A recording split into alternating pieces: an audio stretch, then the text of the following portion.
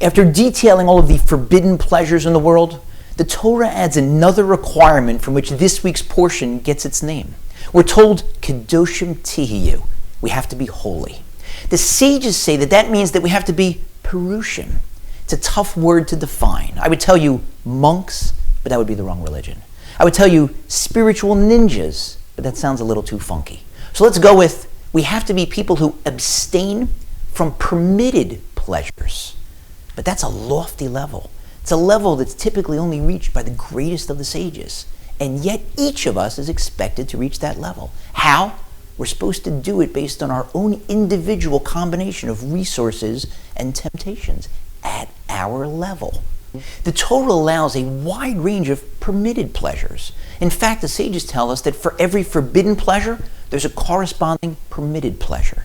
But with respect to the permitted ones, very few limits are given. You could sit down to a meal filled with wonderful, kosher food and drink and massively overeat and get drunk, hammered every single day.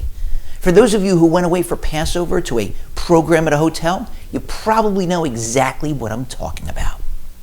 So if you're Joey Chestnut, you could sit down at a meal and only eat 50 hot dogs instead of 60 or 70.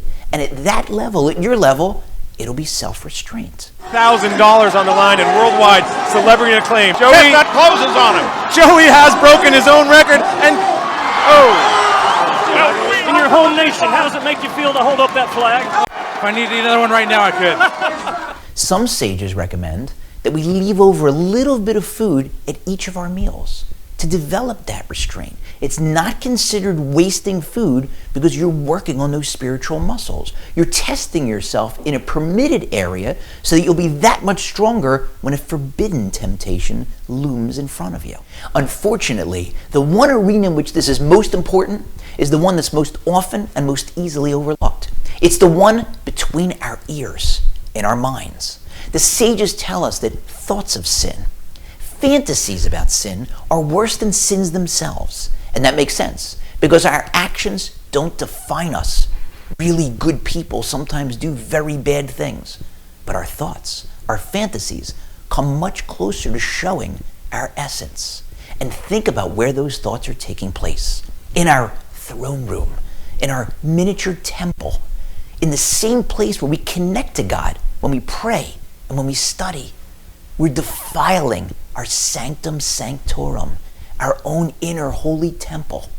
And it's so difficult these days when outside and inside, offline and online, we're constantly bombarded by images and suggestions and sites that tempt us. Or if you're in an adversarial profession like I am as an attorney, you may, in your mind, kill 1 or 2 people a week. You've got to clean that up. Exercise that spiritual self-restraint, both with your body and with your mind.